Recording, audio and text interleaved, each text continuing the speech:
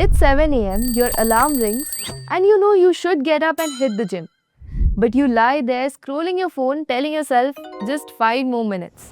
Your brain isn't plotting against you, it's literally trying to keep you alive. Every time you face something difficult, whether it's learning a new skill, tackling a report, or stepping into a challenging conversation, your brain flashes a warning: danger ahead. Because effort, uncertainty, and the chance of failure feel like risk. And that same brain loves comfort, it loves dopamine. According to an article by Harvard Medical School, when we scroll social media, watch shows, or play games, we're triggering dopamine pulses that tell our brain, do more of this. Dopamine doesn't just make you feel good, it makes you chase what feels instantly rewarding. That's why the thing that actually improves your life, be it running, studying, or creating, suddenly feels like climbing Everest. But what if I told you that you can hack the system? That you can use the very wiring of your brain, the part that's built to avoid discomfort, to actually force yourself to do the hard things. It's not about willpower. It's about understanding your brain's rules and then writing your own playbook. Because once you know why your brain resists, you don't have to fight it. You can lead it. And when that happens, suddenly the impossible starts to feel doable. Here's how. First, reframe your mindset. Shift from I have to I choose to. When you reframe a task as a choice, your brain stops seeing it as a threat. You activate the reward pathways, lower resistance, and give yourself a sense of agency. For example, instead of I have to learn this skill, try saying I'm choosing to learn this skill because I want progress. That small shift can change your entire experience of effort. Second, break tasks into micro goals. Big tasks can feel paralyzing. Cleaning an entire room, writing a full essay, or finishing a workout plan can seem like climbing a mountain.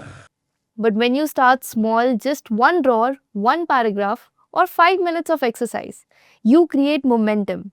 Neuroscience shows that action fuels motivation. The brain releases dopamine even from small wins, reinforcing the habit loop and making the next step easier. Third, use temptation bundling. Pair something you have to do with something you love to do. Listen to your favorite playlist while studying, or sip that creamy latte while tackling a tough task. This works because it teaches your brain to associate effort with pleasure. You're basically rewiring your dopamine system, giving it the same sense of reward it gets from scrolling or binge watching, but in a way that moves you forward. Fourth, practice visualization. Before you start, see the finish line. Imagine the relief after sending that email, the calm after completing a workout, or the satisfaction of ticking off your to do list. Research shows that visualization activates the same neural circuits as the actual act of doing the task. It primes your brain for motion. When your mind can see success clearly, it's much easier to start. Fifth, use the 3-second rule. You know that moment when you want to do something, but your brain instantly says, maybe later? That's hesitation, your brain's natural way of keeping you comfortable. Now, the trick is that you've got 5 seconds before your brain talks you out of it. So, simply count 3, 2, 1, go, and move. This simple rule, popularized by Mel Robbins, breaks the hesitation loop. Within 5 seconds, your prefrontal cortex starts generating excuses. But when you act before that, you override the mental brakes and trigger momentum. It's a very small action with huge impact because in those 5 seconds, it's either now or never. And that single choice can change everything. 6. Give your brain autonomy. Instead of commanding yourself, I have to study now, give yourself choices. Ask, do I want to start with SQL or DSA today? Your brain craves control.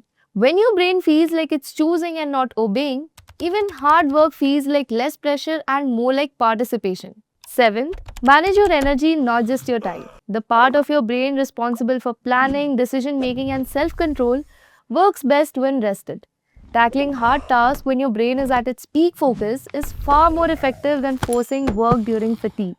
So, schedule your toughest tasks when your focus peaks, maybe mid morning or after a short break.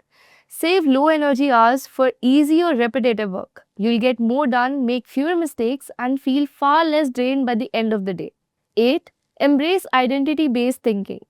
Stop chasing external validation or distant goals. Instead, affirm your identity. I am disciplined, I am a learner.